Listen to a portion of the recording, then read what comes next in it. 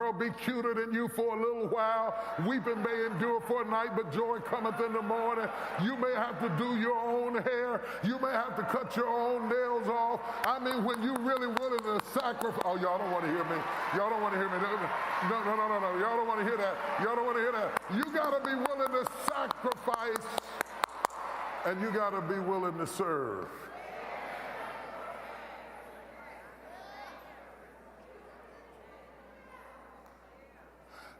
And it was almost 10 years that he walked with Elijah. Almost a decade. Some people will serve you for a weekend. If you get sick, they'll come see you for a few days. If you stay sick very long, even your kinfolks will get tired. When you know, I'm good for 30 days. On that 31st day, you better get well because, you know, I got a family at home. I got things to do. I can't keep paying these babysitters.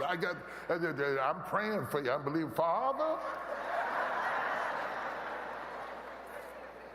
10 years he served a man he knew little about.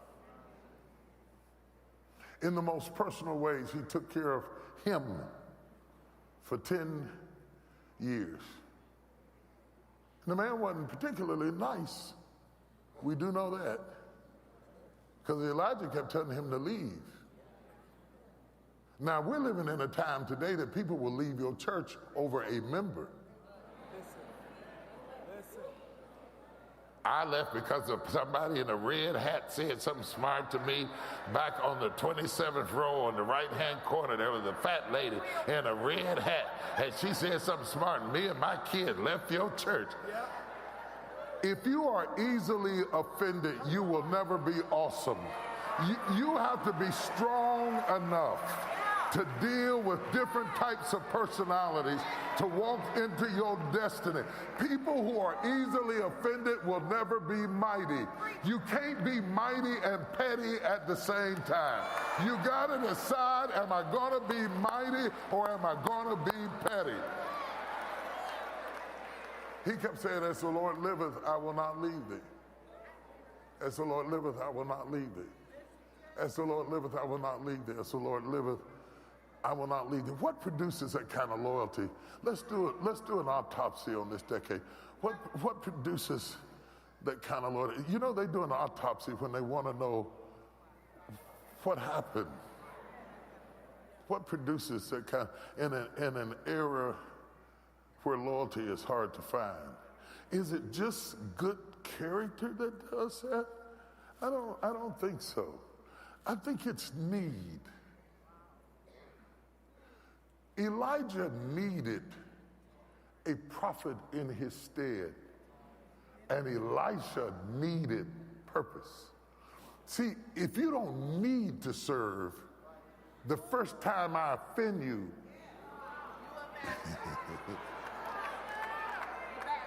you will quit. But when you need to serve, when you are called to serve, when you get a sense of fulfillment out of service, you can get your feelings hurt and still show up for work the next day and say what needs to be done, because you got to have a need to do it. If you don't have a need to do it, you wouldn't be able to do it. You couldn't work in our creative arts department if you didn't have a need to do it, because when they really going after something, they rehearse it every night. Now, I want to sing, but I don't want to sing every night, and that's why I'm not in the choir, because I want to sing once a quarter. Once a quarter, I will join the choir and sing. But if y'all start rehearsing every night, you have to need to do that. You have to enjoy that. You have to get a sense of fulfillment out of doing that. You have to really be into that. It's more than being able to sing, because there's some people who can sing you crazy sitting out there in the pews right there, but they're not really called to it like that. It has to be your daily bread.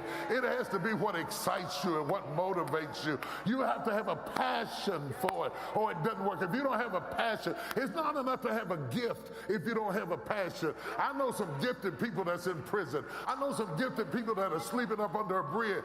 You have to have passion to go with the gift, or I can offend you and you'll walk away.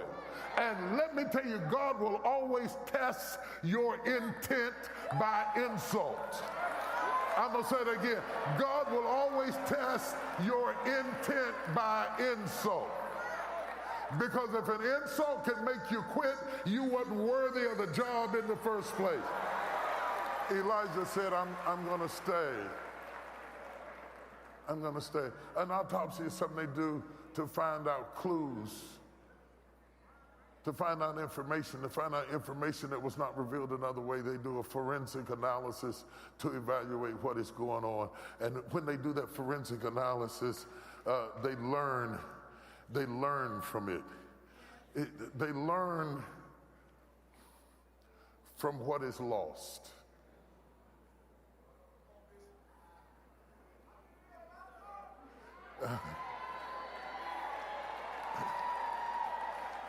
When everybody through with the body, they take the body on in and they learn from what is lost. Since we are crossing a decade,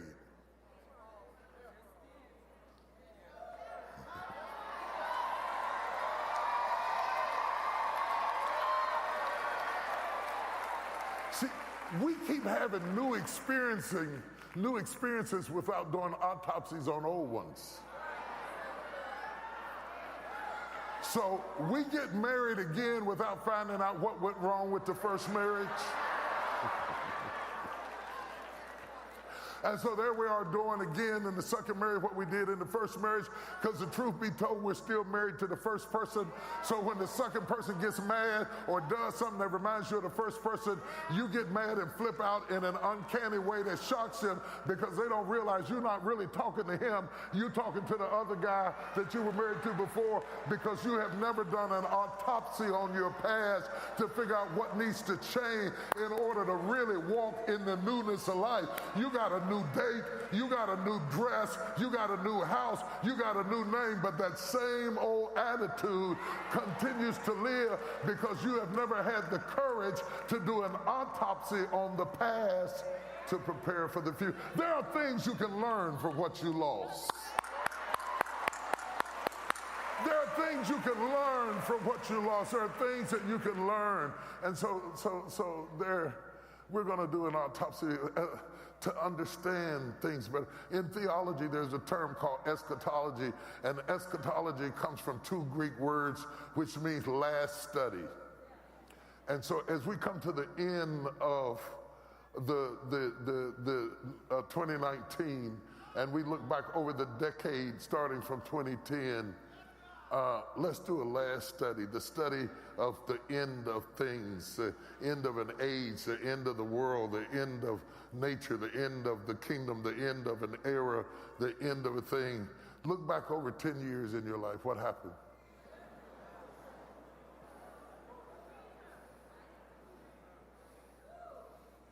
What happened? What happened in your life over 10 years? And what have you learned from it? Because if you lost it and didn't learn anything from it, that means you have no profit from it. And one of the worst things you can be in the scriptures is an unprofitable servant. An unprofitable servant is somebody who has nothing left from what they lost. They're unprofitable. It doesn't mean that they didn't do business, but they didn't have anything left from what they lost. They broke even. I made it. Glory to God. It's another year. I made it. It's another year. I made it. It's another year. I made it. It's another decade. I made it. It's another husband. I made it. I got me a new man. I made it. I got me a new girl. I made it. I got me a new job. I made it. I moved into a new city. I made it. I got me a new church. But you still got the attitude from the old church. If you don't learn from what you lost, you have no profit. Why would you have that much pain and no profit? To have gone through that much pain out of demand that you get something out of it that makes you wiser, that makes you stronger, that makes you better, that makes you healthier, that makes you whole. And so I thought we ought to do I thought we ought to do an analysis to begin to understand the journey that they went on, because there might be some clues. Let me look under here. He took them to Gilgal. He took them to Gilgal. They've been in Gilgal. Gilgal is that place that stones and knives were in Gilgal. Gilgal is the place where the children of Israel gathered stones as a monument so that their children would know that God was with them when they passed through the Jordan River. So I call it stones and knives. Gilgal is the place that when this next generation got ready to cross over, they took sharp stones and made knives out of them and circumcised their sons before they went into the promised land. And Elijah went through Gilgal, the place of cutting, the place of separation, the place of rolling away.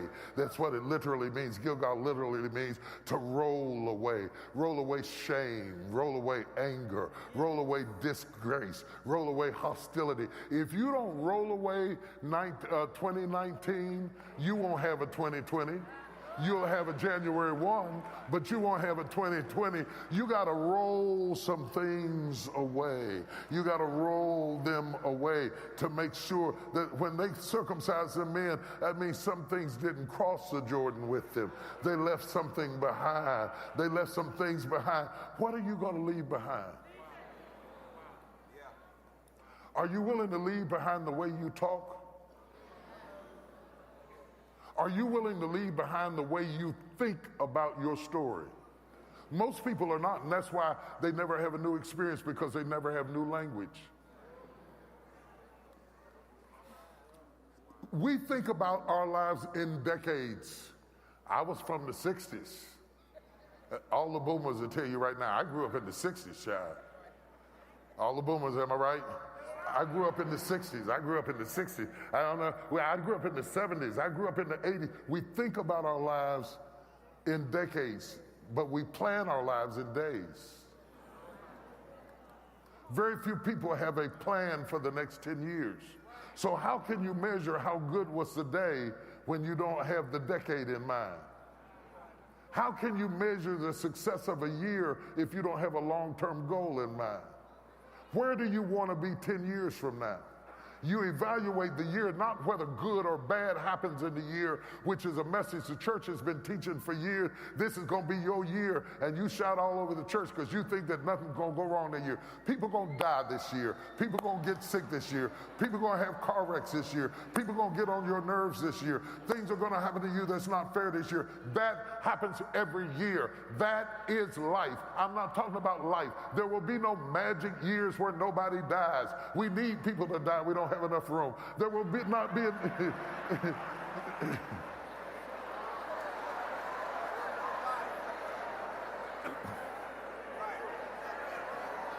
We're running out of food. We're running out of water. We're running out of places to stay.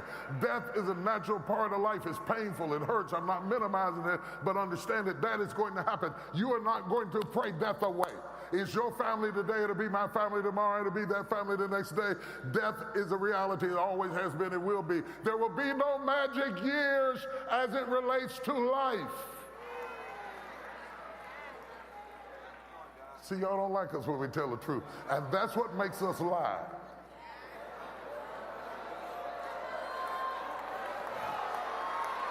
That's what makes us lie, because we like to be lied to, and preachers like to be lacked. So they say what you want to hear rather than what you need to hear, and then you're wondering why your faith doesn't work.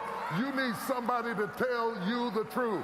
There will be no magic years where everything goes right and everybody likes you and everybody treats you good and everybody treats you right and you get everything you're going after. There will be no years like that. There's always going to be somebody getting on your nerves. There's always going to be somebody talking about you. There's always going to be somebody fighting you. There's always going to be something to solve. There's always going to be bad news. There's always going to be shocking news. And there's always going to be years full of good and bad. So how do we monitor whether the year is successful? We monitor it by how close it got us to the decade and the goal we set for the next 10 years. All those other things are distractions. All those other things are distractions. God said, I will fight. In fact, I will take the bad things and make them